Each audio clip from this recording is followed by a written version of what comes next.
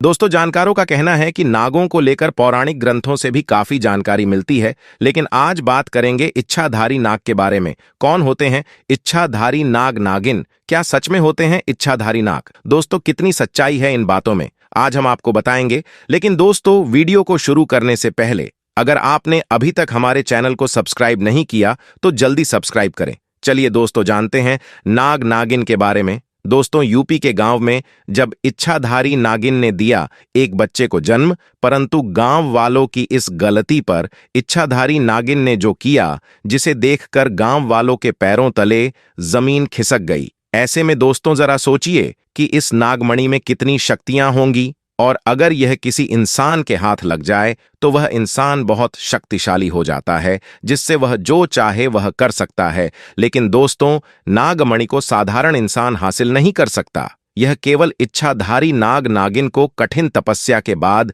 महादेव से प्राप्त होती है, क्योंकि नाग नागिन महादेव शिव को ही अपना आराध्य मानते हैं, और उनकी हजारों वर्षों की कठिन तपस्या से भगवान शिव खुश होकर उन्हें नागमणि देते हैं, जिन्हें इच्छाधारी नाग नागिन को संभाल कर रखना होता है। लेकिन दोस्तों, अगर कोई नागमणि चालाकी से चुरा ले तो उस व्यक्ति के साथ क्या होगा? आइए जानते हैं आज की इस वीडियो में। क्योंकि दोस्तों, तब क्या हुआ होगा जब इच्छाधारी नागिन ने दिया एक बच्चे को जन्म, और व्यक्ति की एक गलती के कारण इच्छाधारी नागिन ने उसके साथ जो किया, सुनकर लोगों के होश उड़ गए। दोस्तों, यह चमत्कारी घटना है यूपी के एक छोटे से गांव अकोला की। दरअसल यह घटना घटित हुई सागर जी के साथ, जो करीब आज से 5 साल पहले एक साधारण एवं गरीब किसान का जीवन व्यतीत करते आ रहे थे। वह अक्सर जंगल में अपनी बकरियां चराने जाया करते थे और खेतीबाड़ी का भी काम करते थे। एक दिन बकरी चराते चराते वह जंगल के थोड़ा और अंदर निकल गई। उसी जंगल में एक इच्छाधारी नागिन अपने नाग के साथ एक विशाल पेड़ के पास रहा करती थी। वह नागिन गर्भवती थी। शाम का वक्त था और सागर जब उस पेड़ के पास से गुजरा तो उसे वहां एक तेज चमकती चीज दिखाई दी, परंतु साथ ही वह दोनों नाग नागिन भी वहीं थे। उन्हें देख वो थोड़ा सा डर गया और तुरंत ही वहां से जल्दी से घर भागा। सागर इतना घबराया हुआ था कि उस समय तो उसने पीछे मुड़कर तक नहीं देखा, परंतु उस रात उसके ध्यान में वो चीज जो चमक रही थी वो बार बार आ रही थी। वह इतना तो समझ गया था कि वो हो ना हो बहुत मूल्यवान चीज थी, और अगर वो मुझे मिल गई तो मैं भी धनवान हो जाऊंगा।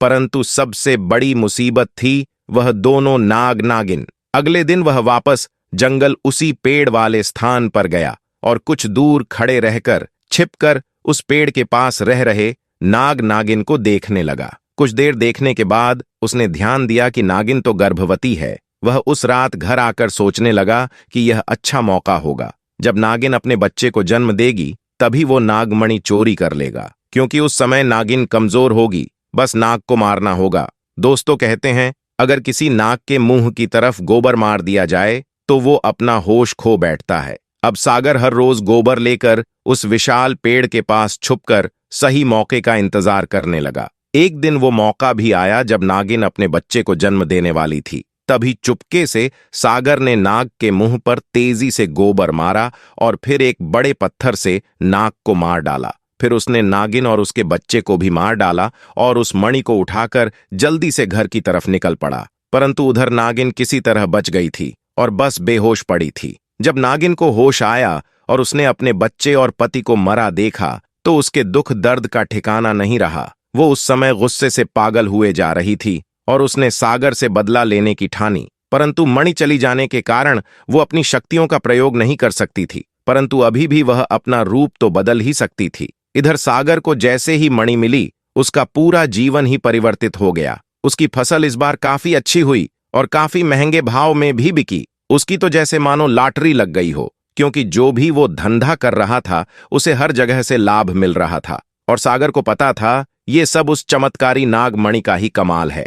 गांव में हर जगह उसका नाम था। सागर के इस रुतबे को देख एक अच्छा रिश्ता सागर के लिए उसके पास ही के गांव से आया और रजनी नाम की एक सुंदर स्त्री से उसका विवाह संपन्न हुआ। रजनी अपने पति सागर को बहुत प्यार करती थी और बहुत इज्जत देती थी। दोनों एक दूसरे का कदम कदम पर साथ निभाते। उनकी जोड़ी गांव में मिसाल बन चुकी थी। उधर नागिन भी एक पुरुष का रूप धारण कर राजन नाम से सागर के यहाँ उसका मुंशी बन गया और सागर का विश्वास जीतने लगा। सागर भी राजन के व्यवहार और वफादारी को देख उसे अपना भाई समान ही मानने लगा। एक दिन रजनी अपने पति सागर के पास आती है और बताती है कि तुम पिता बनने वाले हो, मैं गर्भवती हूँ। यह सुन सागर की खुशी का ठिकाना नहीं रहा। उस दिन वह खुद अपने मुंशी राजन के पास गया और बोला कि देखो राजन, मेरा कोई भाई नहीं है, परंतु जब से तुम्हारा साथ मिला है तुम मेरे सगे भाई से भी कहीं अधिक बन चुके हो। आज मैं बहुत खुश हूँ, इसीलिए आज मैं अपनी पत्नी और तुम्हें एक खास जगह ले जाना चाहता हूँ,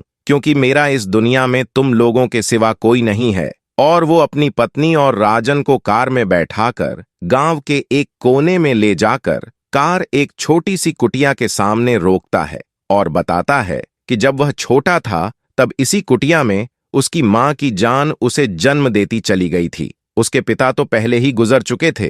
तब एक बूढ़े बाबा ने उसकी मां को वहीं दफना दिया था और सागर को उसी बूढ़े बाबा ने पाला था। सागर बताता है कि जब भी उसके साथ कोई बुरी घटना होती या वो दुखी होता है तो बस वो इसी कुटिया के पास चला आता है। यहाँ उसे एक अनोखे सुकून का एहसास होता है। सागर आगे बताता है कि आज तुम दोनों को मैं इसलिए यहाँ लाया हूँ क्योंकि तुम दोनों अब मेरी जिंदगी का एक अहम हिस्सा बन चुके हो। दोस्तों, यह सुन सभी के आंखों में पानी भर आता है। कुछ देर रुकने के बाद जब वे वापस पहाड़ी से होते हुए घर को जाते हैं तो अचानक उनकी गाड़ी पहाड़ी पर एक बड़े पत्थर से टकराती है और गाड़ी को जोर का झटका लगता है, जिसके कारण सागर तो कार में ही फंसा रहता है, परंतु उसकी पत्नी रजनी पहाड़ से नीचे गिर एक पेड़ पर अटक जाती है और उस पेड़ के ठीक नीचे ही बहुत गहरी खाई थी। दोस्तों, वो रात कार्तिक पूर्णिमा की ही थी। राजन अपनी शक्तियां पाकर पुनः नागिन रूप धारण कर लेता है। सागर राजन को देख चौंक जाता है क्योंकि राजन अब नागिन में पुनः बदल गया था।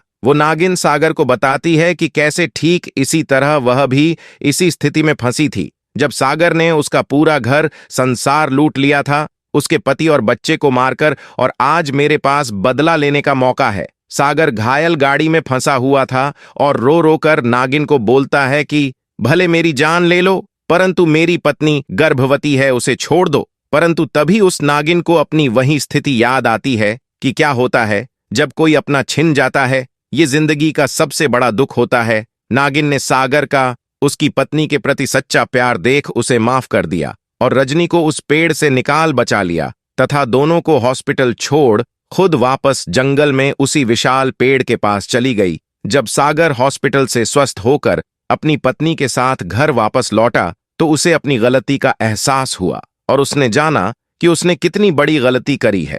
वो नागमणि को लेकर उसी विशाल पेड़ के पास गया और उस पेड़ के पास उस नागमणि को रख फूट फूट कर रोने लगा और शाम को वापस घर आ गया। दोस्तों, ऐसा माना जाता है कि इच्छाधारी नागिन के पास एक ऐसा रत्न होता है जो किसी हीरे से भी बहुत कीमती होता है। इस रत्न को नागमणि के रूप में पहचाना जाता है। जिस भी नाग नागिन के पास नागमणि हो उसे बहुत शक्तिशाली माना जाता है और वह जिंदगी भर उसकी रक्षा करते हैं। इसके अलावा ऐसा भी माना जाता है कि जिस इंसान के पास नागमणि हो उसकी किस्मत बदल जाती है और उसे कई अलौकिक शक्तियां प्राप्त होती हैं। दोस्तों, कभी कभी इंसान लालच में इतनी बड़ी गलती कर बैठता है कि फिर उस गलती को कभी भी ठीक नहीं किया जा सकता और बस अंत में पछतावा ही रह जाता है। आपको ये घटना कैसी लगी हमें कमेंट बॉक्स में जरूर बताएं। साथ ही वीडियो को लाइक करें, शेयर करें और चैनल को भी सब्सक्राइब जरूर करें। धन्यवाद।